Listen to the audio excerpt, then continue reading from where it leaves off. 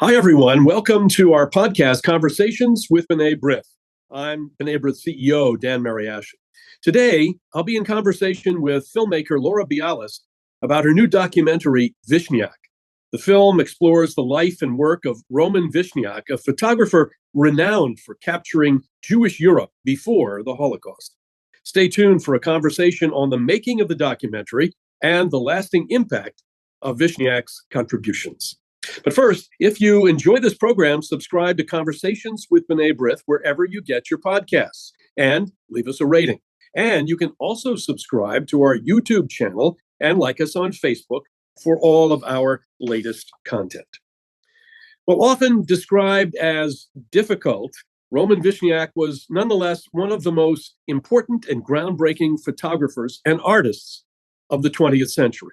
Best known for his iconic images of Jewish life in Eastern Europe before the Holocaust. From 1935 to 1938, Vishniac documented a world that, with the privilege of hindsight, we now know would soon be destroyed. Few could have predicted that entire communities would be wiped out. Even less could have imagined that Vishniac's stunning photographs would provide the last visual records of an entire world. Now, for the first time, his remarkable story comes to life as a feature documentary, narrated by his daughter, Mara Kohn Vishniac, and produced and directed by Laura Bialis, who is my guest today. I'm excited to speak with Ms. Bialis about the intricate process behind the film's creation, Vishniac's fascinating life and body of work, and the enduring legacy of his contributions, especially the individuals he captured through his lens. Laura Bialis is an award-winning documentary filmmaker whose films include Rock in the Red Zone, the critically acclaimed documentary Refusnik, a seminal film about the movement to free Soviet Jews, and Tak for Alt, the story of Holocaust survivor turned civil rights activist Judy Meisel, which was honored by the Academy of Motion Picture Arts and Sciences, broadcast on PBS, and has been used extensively in high schools across the United States for Holocaust education. Bialis holds an MFA in production from the USC School of Cinema Arts. Laura, welcome. Thank you for being with us today. Thank you for having me. Well, let's first talk about your process and how you chose to create the documentary. For those who are familiar with Jewish culture, the name Roman Vishniac is synonymous with the striking and evocative documentation of a world that he captured before it vanished. Because of his photographs, everyone visualizes Jewish Europe leading up to World War II from his perspective, those who did not experience it, and even those who did. But Vishniac captured so much with his camera, even transforming the nature of science photography. So let's focus first on your process in making the film. When did you realize that you wanted to make the movie? What was your moment of inspiration? The moment when the idea for this film just clicked in your head and you said, that's it. Have to do this. It's interesting with this film because it wasn't like that. In this particular case, I had been introduced to Mara Kohn, I want to say something like 25 years ago. And she was captivating. When I first met her, I did not know who her father was, believe it or not, even though I had been a photography student and a history student, and even focused on wartime and post-war Eastern Europe for my undergrad. But she told me the story of her family's escape from Europe at the 11th hour and her childhood growing up as a Jewish girl in Weimar, Berlin, and then what it was like to slowly lose her civil rights. And it was enthralling, captivating. I remember being on the edge of my seat and thinking, this is a feature film. This is a historical thriller. When I first heard her story. And then when I discovered who her father was and learned about the photographs, I thought it sort of in the back of my mind all those years ago, this is a project that I have to do one day. And the one day didn't really happen until I moved back to my hometown of Santa Barbara, where Mara had spent the last 40 years of her life. And I had been living in Israel for the previous 8 years. And I moved back and said, okay, now it's time for this. I'm here in Santa Barbara. Mara lives 10 minutes away from me. It's time to start talking to her, start interviewing her, to start to make this film. Well, in developing the project, you stumbled upon a treasure trove of source materials housed at some of the world's most prestigious museums and institutions. How did you approach the challenge of conveying the intricate interplay of Vishniac's unique eye, perspective, and his scientific knowledge, all of that together? That was my first question, really, when I set out. Like, what was the connection between his science work and his, photography of Jews in Eastern Europe? But the more, when you start learning about his biography and his life story, it sort of all becomes clear. He was captivated by beauty, and he wanted to be a scientist from a very young age, and he wanted to be a photographer from a very young age. He talks about these things like since he was a 7-year-old boy, wanting to photograph the natural world. That was his passion. That's how he started out. And but he was always also very influenced by his Jewish upbringing and surroundings. And so he grew up in Moscow, and his parents had been from these shtetls, and he talks in some of his writings about how there were pogroms going on. He knew about them. Relatives would come sneak into Moscow, which wasn't allowed at that point for most Jews to be in Moscow. His family had special permission. So, from a very young age, he had this very specific perspective on the world. And so it was interesting to delve into, what made him make the choices that he did and when he made them. So from your perceptions before, or when you just got started, or when you met Mara, to the time that you finished the documentary, did your perceptions of him change? Did they grow? What kind of reaction have you had to the man himself as you went through this process? Well, I didn't know that much about him personally at all. I knew Mara's story, and I knew there are these amazing photographs, and I didn't know who is Vishniac, the man. So I really came to it with not a lot of knowledge about him at all. And so the process of interviewing Mara that was, I think, maybe the main process, is that we started out with an interview, which was sort of her, I want to say, the canned version. I mean, she was such a good storyteller. So even the story that she had told over and over again, it was great. And it was, entertaining and interesting. But there was digging that needed to happen. When we first started talking about it, she really didn't want a documentary to be made, because she was nervous maybe about trusting somebody to tell the story. I think she felt she had this fine line of protecting his legacy, which she very much wanted it to continue and thrive. And then also the complicated issues of who he was as a person, and her relationship with him, which was very complex. And, I'm sure she did not want some sort of hagiographic hero movie to be made about him. And on the other hand, she felt that he was made an important contribution, that his art and his photography was important, needed to be preserved and admired. And so I think she struggled with where was the line there. And I convinced her that, wow, he had a complex personality. He was difficult. He was challenging. He did things that, we wouldn't approve of. That makes him more interesting as a character. And she said, really? And I said, yes. Like the story of many artists. And so I sort of, gained her trust. We became very close friends. And after this first interview, I sort of realized that the camera and the makeup and the lights and the sound guy with the boom, that was going to get in the way. And so I started just sort of dropping the kids at school and driving over to her house a couple times a week with a voice recorder and just talking to her. And I think in some ways for her, it was like therapy.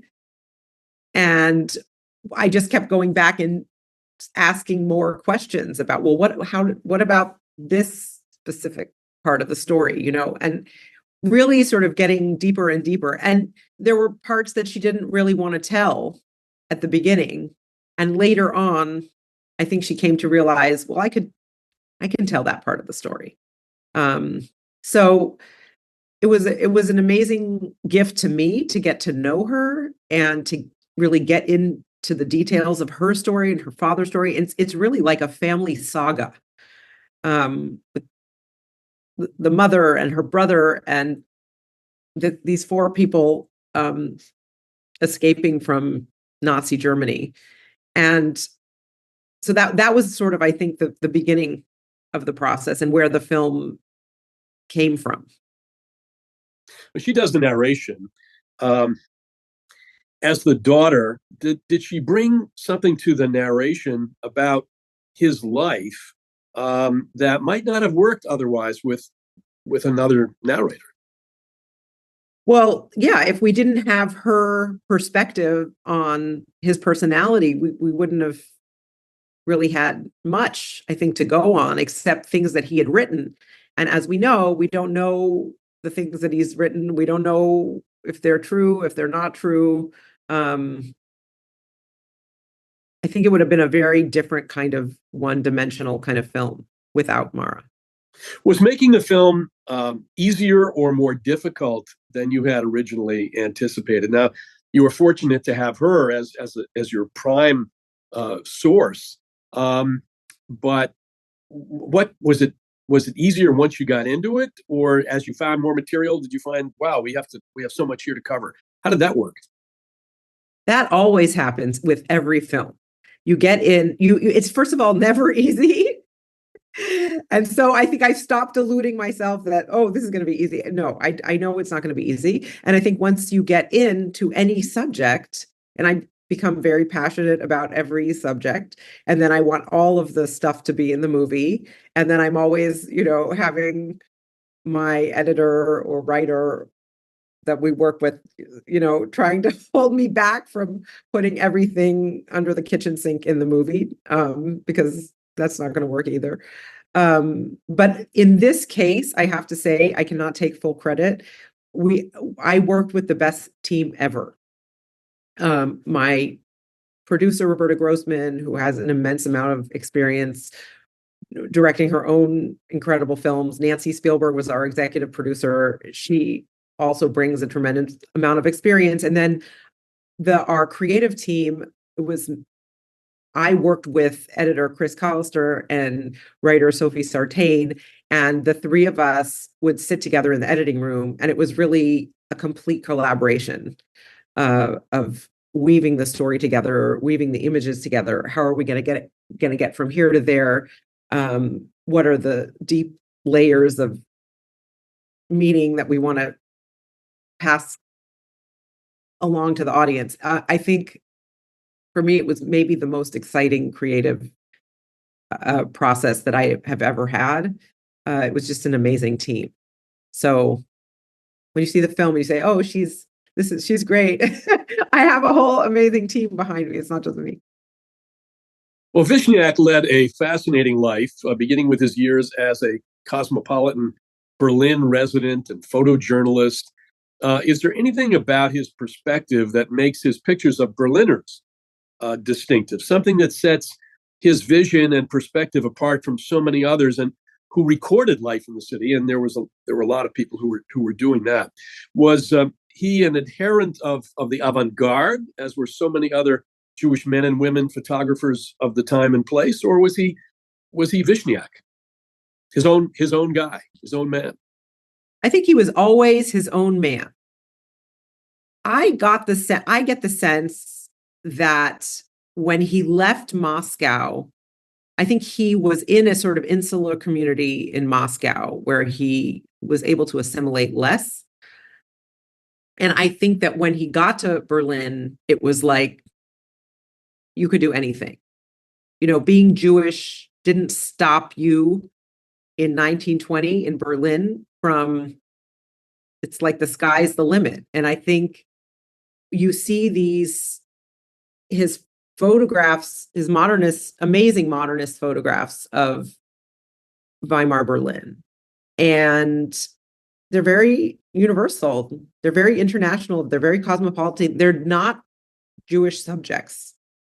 And so you get the sense that he just wants to be a photographer, and be sort of in the mainstream with everyone else. He was part of all of these camera clubs and nature clubs, and his daughter says Friends of Animals clubs, and all kinds of organizations that were Jews and non-Jews. And so he had a sort of it was more of a less specific subject matter, let's say. And I think and his modernist photography is truly, I feel like, just on par with every other modernist photographer of that time that, has a place in history.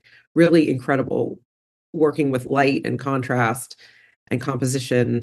And then you start seeing how, if you just were to look at the photographs, in succession, how the political situation of his time changed his subject matter.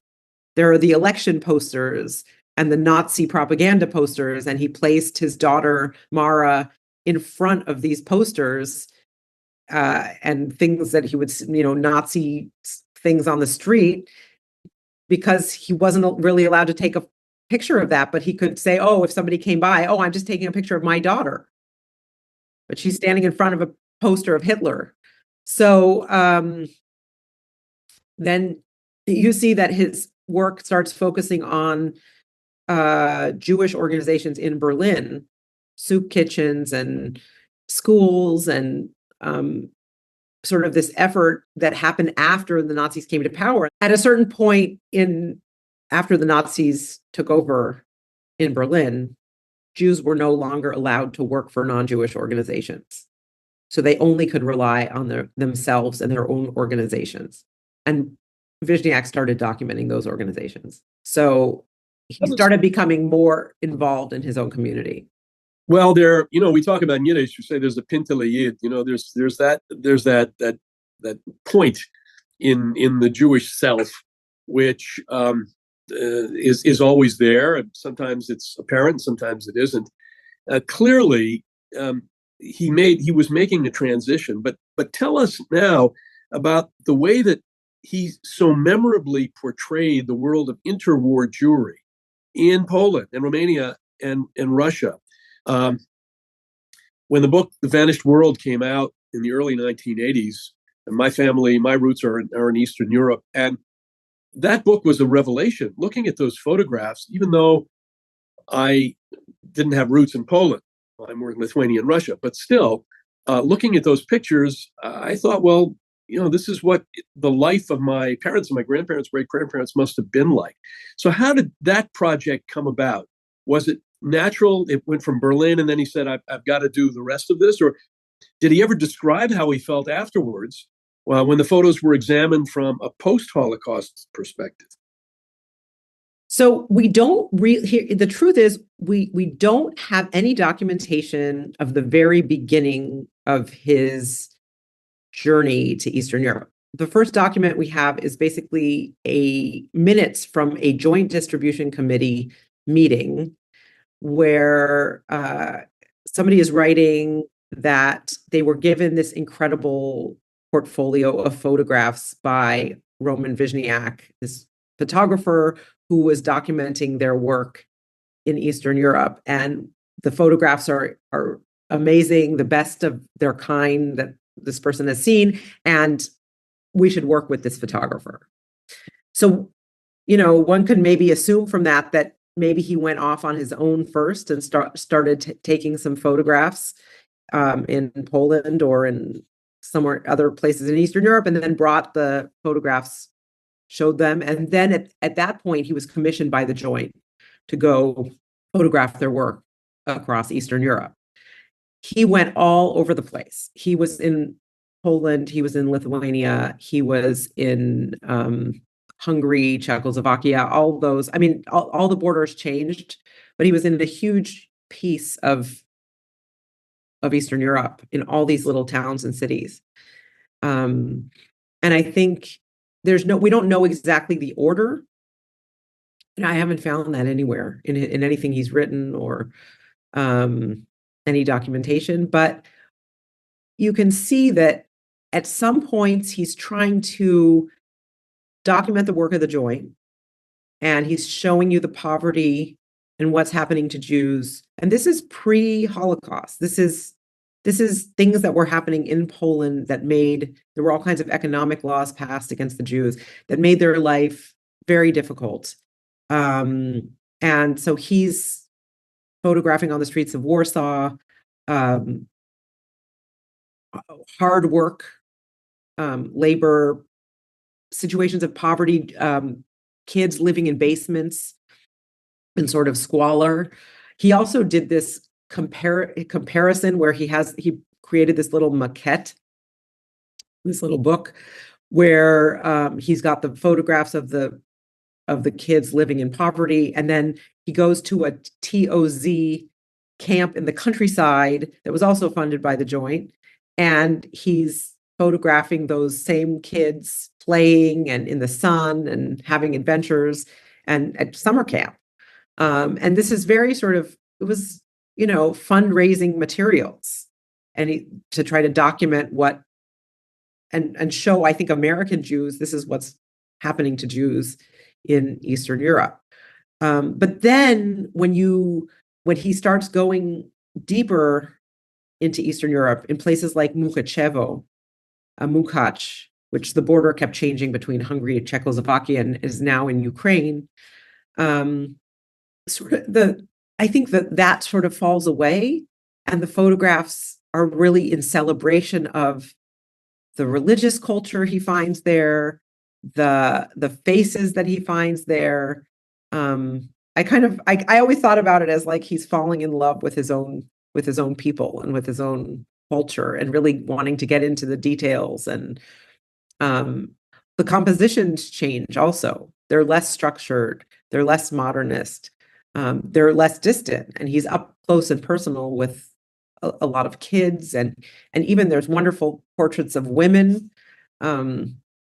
Not everything is a boy studying in a cheder or a poor old man on the street. There's a lot of depth and breadth to his images. You think he had a premonition that what he was doing would have a purpose, because things day by day were getting worse for the Jews of Eastern Europe? He wanted everyone to think that he had a premonition, and that was sort of a story that he told after the fact. I think things were difficult at that time for Jews in Eastern Europe. And, I think that he very much, and I think this bothered Mara also, that he went around and told the story like, I knew this was going to happen. And nobody knew really exactly what was going to happen. But yes, these people were in a precarious situation. They were not, the political situation wasn't good at the time. The thing that I was struck by as somebody who goes and interviews and films people also out in the field myself is, he was there in people's homes, photographing them, being invited to their table. And then just a few years later, those same people disappeared. And during the time that he didn't have word from any of them, and he was, in New York, he escaped and was in New York. It must have been very, scary. You're thinking about what about all these people that I care about? I was there in their homes. And I had that kind of experience. I had made a film about Jews in Ukraine, in Dnipro. And when the war started in Ukraine, I immediately started worrying about my people that I filmed there. What's happening to them? So I think he was devastated by, the loss afterwards. And maybe devastated isn't the right word. I think he was very influenced by the fact that all of these faces, most of them didn't survive. And he went with that. I think that was, he then sort of, with what he decided to publish, because he has a huge body of work. And I think, only a certain amount of the photographs were seen during his lifetime. How did his life change in America? Well, in America, he had to suddenly hustle and start trying to get jobs. I think when he was living in Europe, his family owned this apartment building in Berlin. I think he kind of had more financial security, before the Nazis came to power.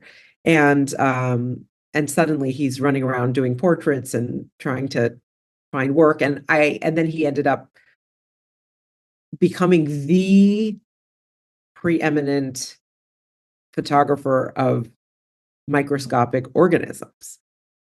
Anyone who saw one of those films in their science class of paramecium and amoebas and all of these, things under a microscope, that was his work.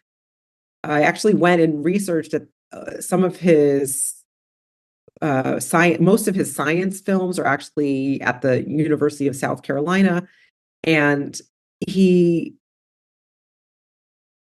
contracted, and there's papers there, all these film companies, educational film companies, Encyclopedia Britannica Films, and all the companies that would create films for science classes and for education. He shot that footage. And then he started shooting these amazing images that were also featured in Life magazine, which I think was, great for him, for his career. Did he acquire the same reputation from the 1940s on, let's say, the same reputation as Joseph Karsh and Eisenstadt or other important Jewish portrait photographers? Or was he thought of as a maverick just in a class by himself? As you mentioned, the science pictures, for example, which Karsh and Eisenstadt were not doing. Well, I mean, I always find it interesting that I studied modernist photographers in college, and I was a photographer and took my own photographs and had a dark room and did black and white. And I studied people like Cartier-Bresson and Robert Capa, and Vishniac is not mentioned. He's not even one of on the list of, these great modernist photographers. It's sort of like he's sort of sidelined as the Jewish photographer or the science photographer. And yeah, those are sort of two distinct collections, but I think he definitely deserves to have a place in that group of photographers. And just to go back to Mara for a second, was she able to see some of the work that you were doing? Yes, Mara passed away at the end of 2018, and I was so lucky that I got to work with her for probably the last 2.5 years of her life. And at that point, we had started to also interview other scholars, and we had made like a teaser sort of for fundraising for the film. We had filmed dramatic scenes in a dark room. And so she got to see that teaser that we made. And I would, regularly report to her about which scholars we were interviewing, what interesting tidbits they had to add to the story.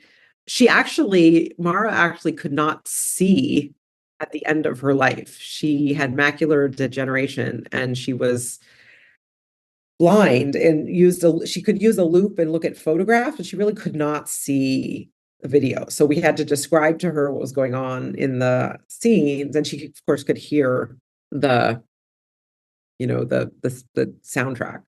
So the film is being shown in theaters in cities throughout the country, and it will be in wider release.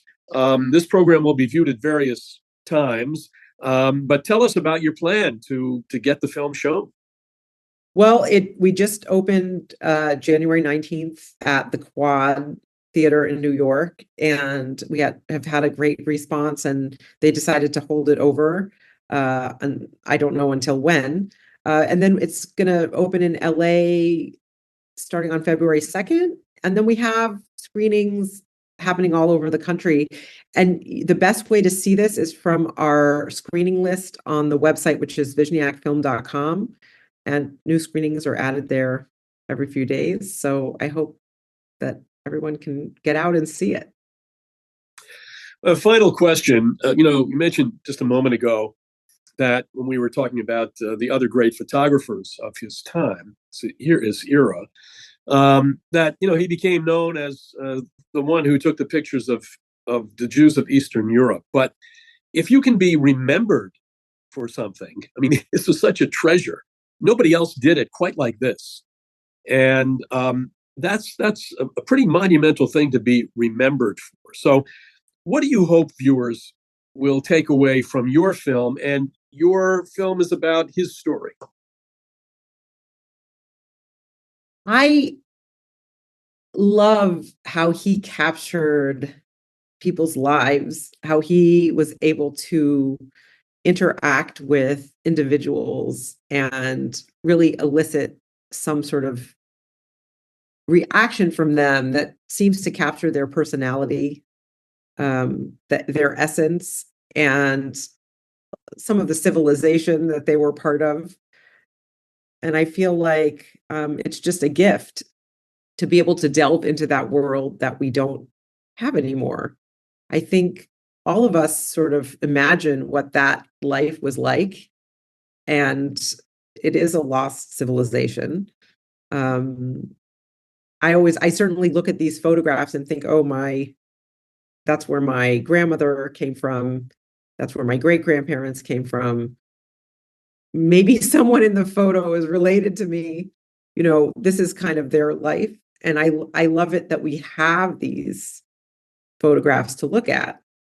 It's an incredible collection and an incredible document, sort of like collective memory of the Jewish people. Indeed.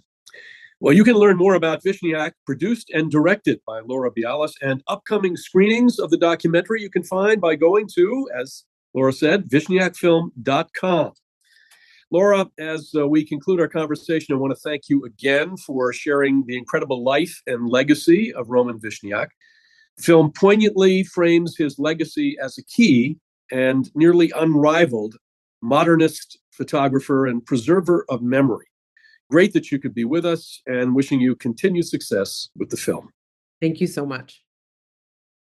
Well, this wraps up another great episode of the Conversations with B'nai B'rith podcast. Thank you to my guest, award-winning documentary filmmaker Laura Bialis, for joining us, and to you for tuning in to our program today. Remember, the conversation doesn't end here. Share this episode with friends, post about it on social media, and leave us a comment or a rating. We love hearing from you. For all of our latest content, and if you haven't already, follow or subscribe to Conversations with B'nai B'rith wherever you get your podcasts. Subscribe to our YouTube channel, and of course, like us on Facebook.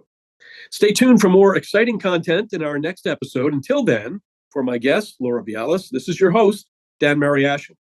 Take care, everyone.